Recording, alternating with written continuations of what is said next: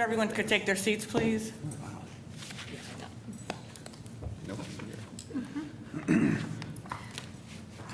The chair will call to order tonight's regular meeting of the Board of Education of CUSD 201, August 12th, 2014. Roll call, please, Mrs. McMahon. Mr. Armstrong. Here. Ms. Caparelli. Mrs. Charlton. Here. Mrs. Hancock. Here. Mr. Johnson. Here. Mrs. Knopbush. Here. Mr. Price. Here.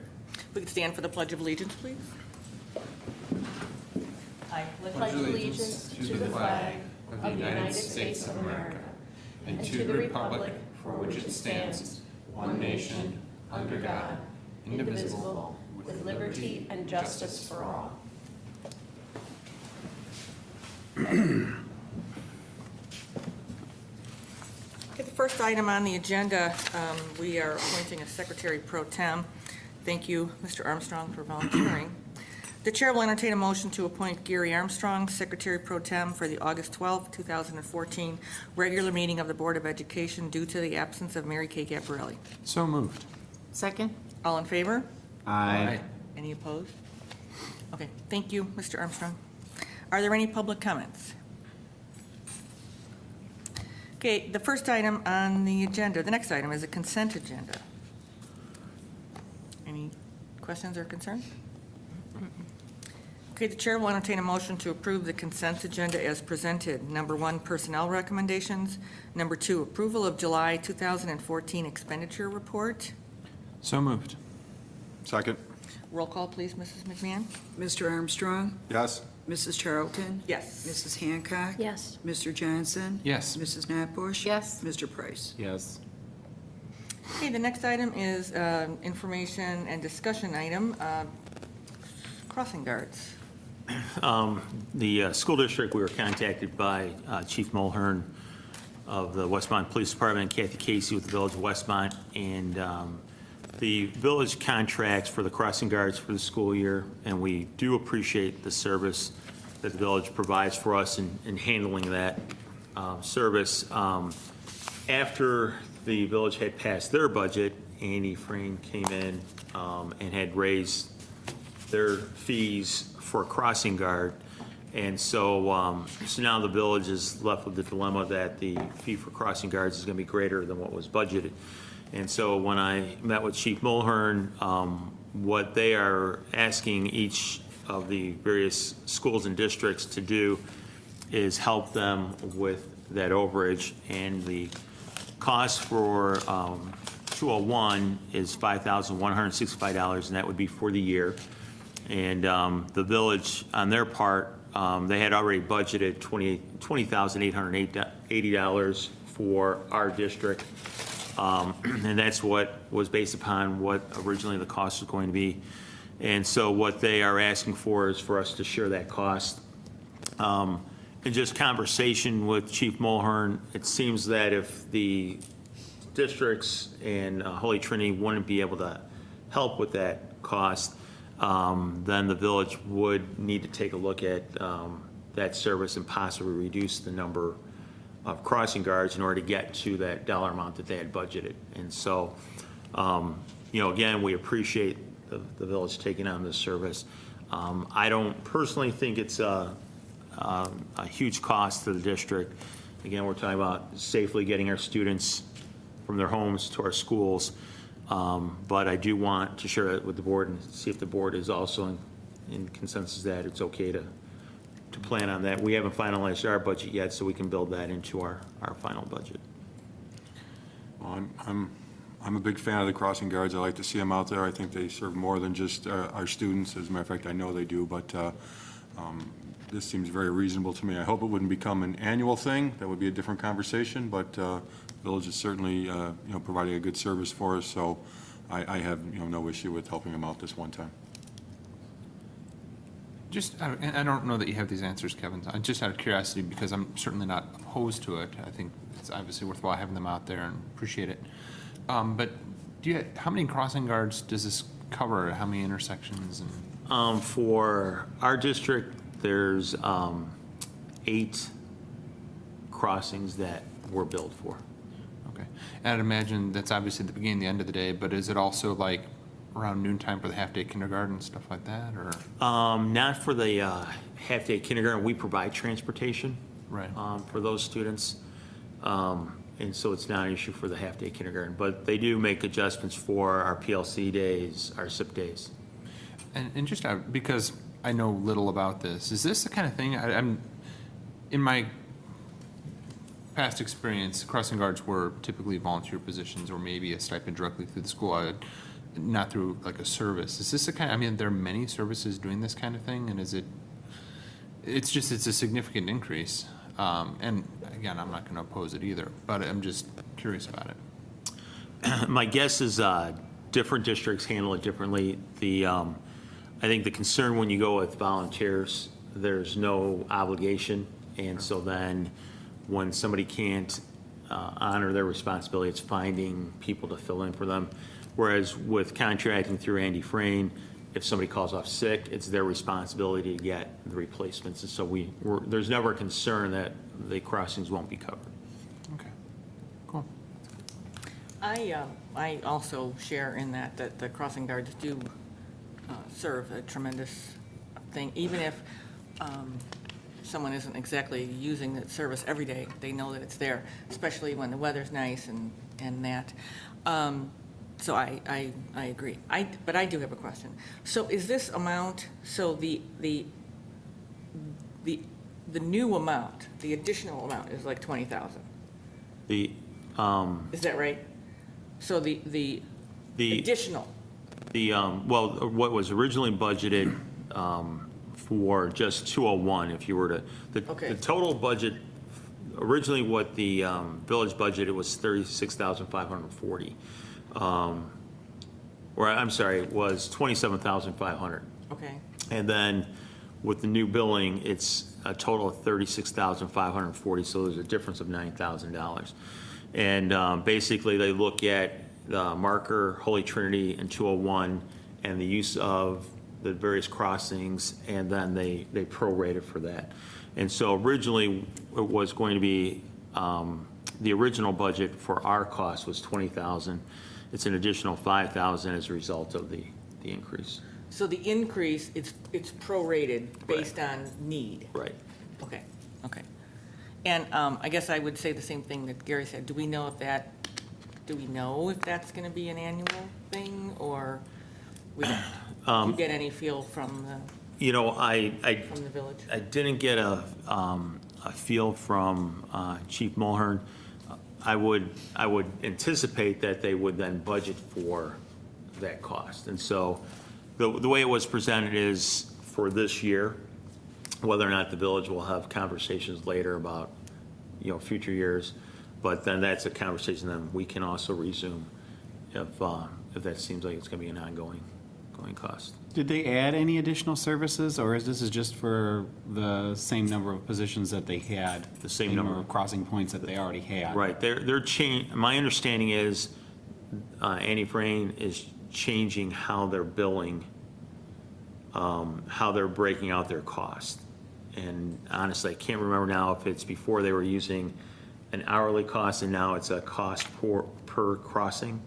But they're changing, and when they changed how they're calculating their cost and billing, it increased it. Are they the only company that provides crossing guard service? I don't know. Again, we don't contract the service, so I'm not sure what the village's process has been for seeking, a similar service from a different vendor. Okay, so what are you looking for If from the us? board is there- comfortable with it, then I'll just contact the village and let them know that we're okay with it. We probably won't get billed until later in the year for it, but you can anticipate seeing a bill for the village of Westmont in the $5,165 amount. So are we okay? Yep. Yes? Yeah. Okay, okay. Thank you.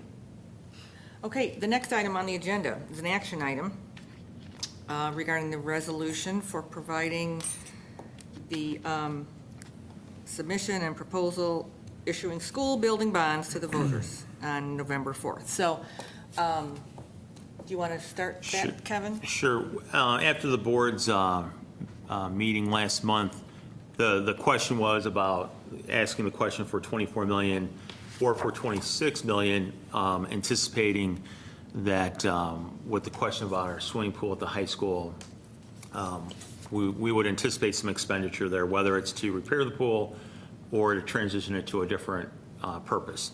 And so the question was whether or not that, increasing it to 26, would the district be set for that possibility? And in conversations with Steve Cashman, he said yes, that dollar amount would provide the district with sufficient dollars to either repair the pool and bring it up to the code that it needs to be, or to transition it to a different space. So he was comfortable with having that $2 million cushion for that. Would that be bringing it up to code so that the high school could have a team? Okay. Yes. Yes.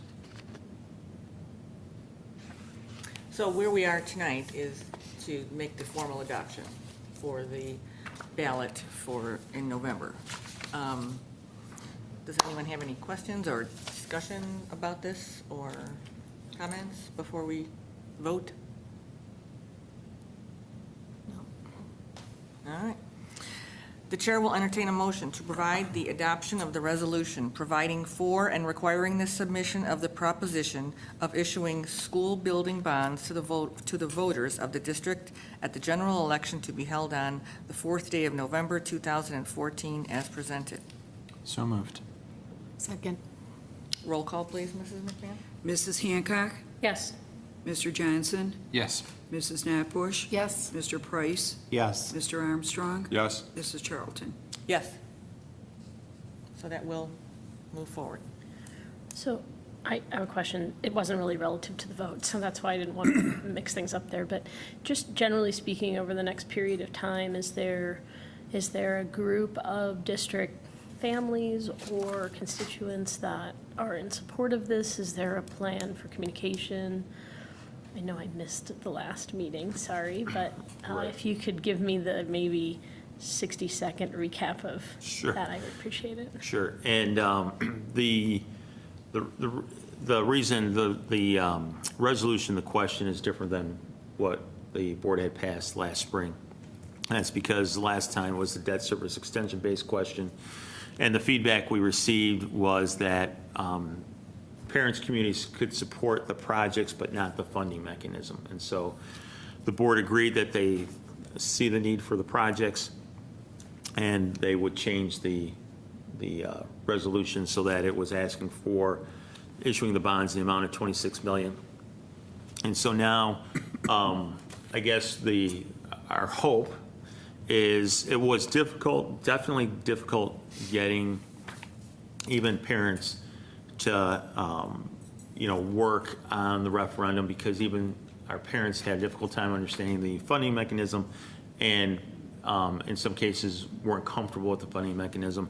And so now we're going to be reaching out to parents, explaining that we're going a different route. We're optimistic that we'll get that core group of parents, and then we'll be able to move forward with our campaign. So having said that, for the parents out there who are watching anxiously, we are looking for volunteers to work on that, correct? Yes. And we'll be reaching out to parents Yes, we will be. with that. Okay.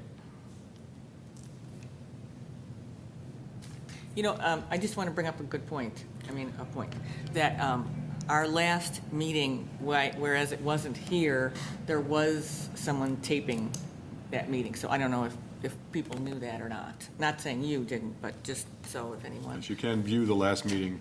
So you can view the discussion that we had at that time. So. Okay. Any other questions? Okay. Superintendent's report. First of all, communication.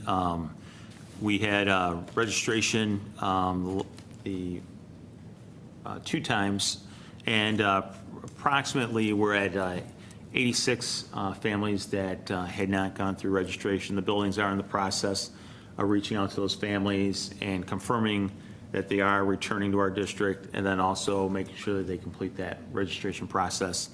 And so we anticipate that most of those 86 families, their intent is to return. They may have had a conflict with the registration dates, and so we're working on that piece. And then also, tomorrow night, August 13th, we have our parent meeting regarding the math curriculum, math alignment, and that will be at the high school in the Commons at 7:00 p.m.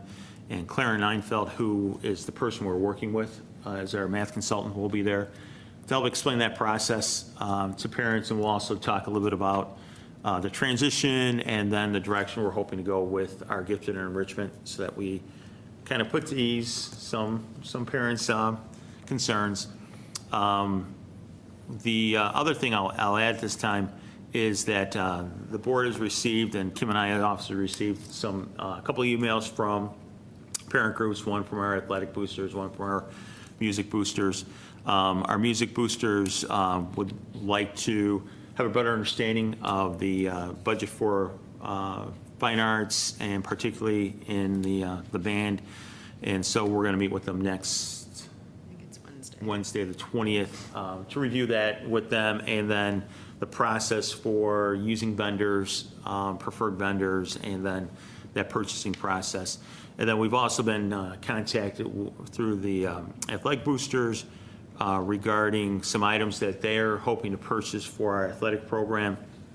And so I've been in contact with their treasurer via phone call and email, and we're in the process. Some of those items had already been ordered, and it was just a matter of getting those items in, and then we're in the process of getting any other details that we need so that we can complete that process. And then we are also going to be meeting with not only the officers of the athletic boosters to, again, review the process, but then also with our athletic director and high school administration as well, so that everybody understands, so that we don't run into the same type of glitch where, the boosters think that they're providing the information in the correct way, and other people think that it's being done. And so we want to make sure that everybody understands that process, so that we don't have we appreciate everything our parent groups do for us.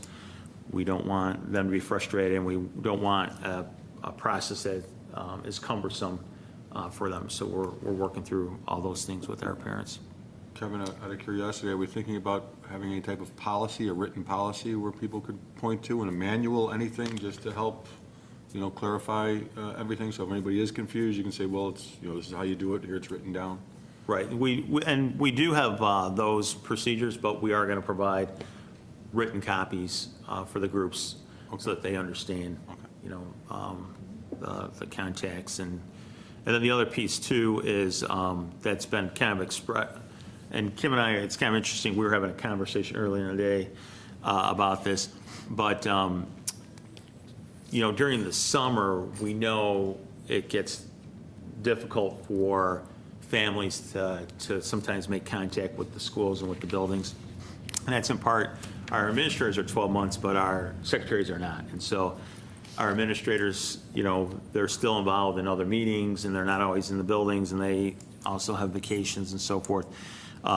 So we're going to, again, work on that communication piece as we move into the summer, making sure we're posting for parents that contact information. If they run into a situation where they're calling, leaving a message, nobody's getting back to them, how to, then, contact the district office. But, there's always somebody in the district office. There's always somebody in the district office. So they can always contact the district office, and we can follow up for them and help with that communication. So we're going to work on that piece as well. Well, I do appreciate that. Kevin and I chatted about that earlier too, and that there seems to be some frustration with parents that they can't reach anybody, and yet there are people around. So one of the suggestions I made, if we can do this, is have something on like the front page of every school webpage to show who they can contact. Because parents are leaving messages, and if like you say, the secretaries are not there, no one's picking up those messages, and then there's frustration all the way around. So I do appreciate that, because I know people have asked that question, so that would be great. And another thing is, I think Gary brings up a good point, because it would be good to have, you know, our auditors want us to do things a certain way, and we need to, and not only do they want us to do it that way, that's the way we should do it. But I think it is probably a good idea to have that written down, so that, like, when the next group comes along of these, you know, PTOs or boosters or band parent, that everybody has an idea, is working on the same page. So that would be very helpful. So appreciate you meeting with them and trying to make sure that this all gets resolved, so, thank you. Sure. Then with- I was just going to add to that real quickly. It might be good, and when they have their kind of transition from one leadership, a group of parents in the spring, you know, they know elect officers often, and, you know, to kind of get that information out to the new presidents of PTOs and that sort of thing, so that they have that ready to go, because they're starting their planning for the next school year and the types of things that they might want to venture into as far as donations and that sort of thing. So it'd be good to get that information to them as soon as they are kind of taking over their responsibilities with the various parent groups. Before you leave communications, are Sure. you done with that? Well, I just want to share just my experience at registration. It was wonderful to meet, like, new families coming into the district, people that have heard about the great things that we're doing. And it was really a lot of fun to really now hear this feedback. I also will say it was wonderful working with Linda Clowder and her team at the car night a couple weeks ago. There was no better proponent for our early childhood program than Linda and her people. But it was an amazing, both times, to have people come up to us, like from other districts, and say, can we get into your district? Because we've heard about your early childhood, your dual language program, your all-day kindergarten. And just from talking to parents, watching Linda and her people talk to parents, it was fantastic how there's so much excitement out there about that. And meeting a couple new parents at registration. And so I, first of all, don my hat to you and your team, Linda, who's sitting here. But it's really, the word is out there that District 201 is the district to be in. So it was really, really great. And then, of course, people are hearing about all the fantastic things going on at the high school. So it was wonderful just to meet new families who are hearing all these great things about 201. So that was a great day. So, I have a quick question on the registration. I wasn't able to make it, but the thing that I hear the most is a number of people asking why they need to show proof of residency every year. And now I can't say anything to this one or the other, but some people are telling me that a lot of districts don't require that, and they're asking why we do. So I don't know if there's any truth to that statement about the other districts or not, or and I know I didn't prep you with this question, so I don't know if you know offhand why we do it that way. Well, we do it to confirm that the students we're serving live within the district. And you know, according to Illinois School Code, you can, if you have somebody who is attending your school that does not live in the district, they must pay tuition. And so that's why we do it. There probably are some districts that don't prove it every year. I think most districts, though, are in the practice of proving residency. And we've talked about this a little bit. Some districts have gone to completely online registration. Well, then part of that process is the parents have to scan their documents and attach the PDFs as part of that registration information. Or at some point in time, they have to go into their child's school with the documentation, and there's still a process where you have to prove residency. Okay, thank you. And then with summer school, we're winding down summer school. We actually have a couple programs still going on this week for our students who are transitioning to the junior high and to the high school. And all told, we had 274 students who participated and our various summer school programs. And again, we had programs at all levels, the elementary level, junior high, high school, and for all different ability levels. And so the feedback we've gotten is that kids were happy, they enjoyed it, the parents were happy. Again, there are some things that, as our program is expanding, we noticed there are some things that we need to, for instance, those parents, giving them that go-to person they can contact if they have a question about the summer school program, or once the program has started, who do they contact? For instance, at the high school, they're normally contacting somebody at their own child's building. Now at the high school, who should I really be reaching out if I have a question, need to pick up my child early, those types of things. So we are generating that list so that as we go into next year, we'll be able to improve that program.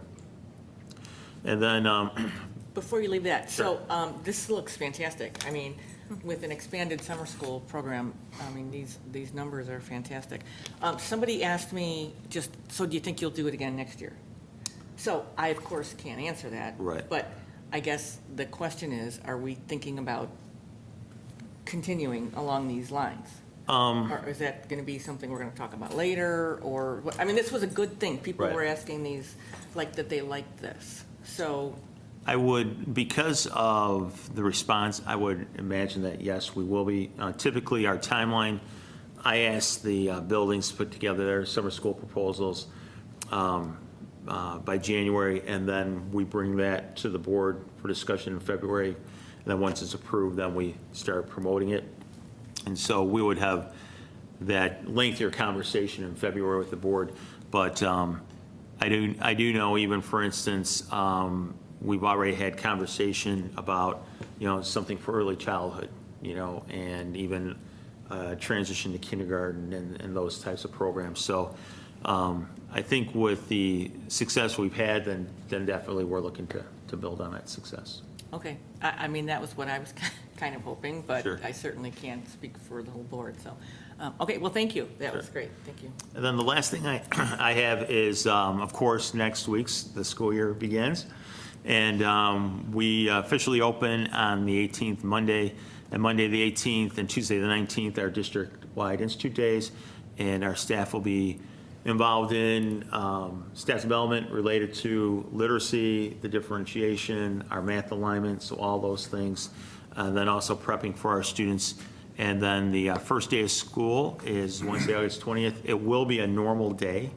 Even though it's a Wednesday, we won't start our PLC schedule until the 27th. And so Wednesday, August 20th, it's a full day of school, and it will be a normal start and end time for our students. Okay.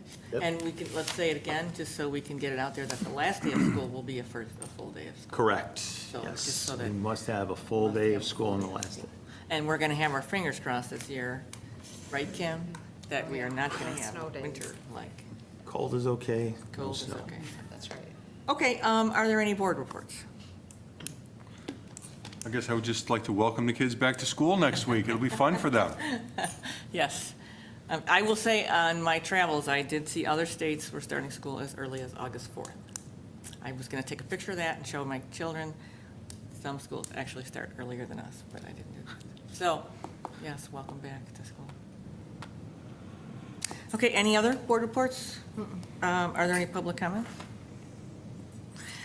Okay, then the chair will entertain a motion to enter closed session for the purpose of discussing collective bargaining, personnel issues, student discipline, and probable litigation. So moved? Second. Roll call, please, Mrs. McMahon. Mr. Johnson? Yes. Mrs. Notbush? Yes. Mr. Price? Yes. Mr. Armstrong? Yes? Mrs. Charlton? Yes. Mrs. Hancock? Yes. And the last thing, there will not be a vote after closed, and the next school board meeting is August 26th at 7 o'clock right here in Village Hall. We're back to 2. Thank you.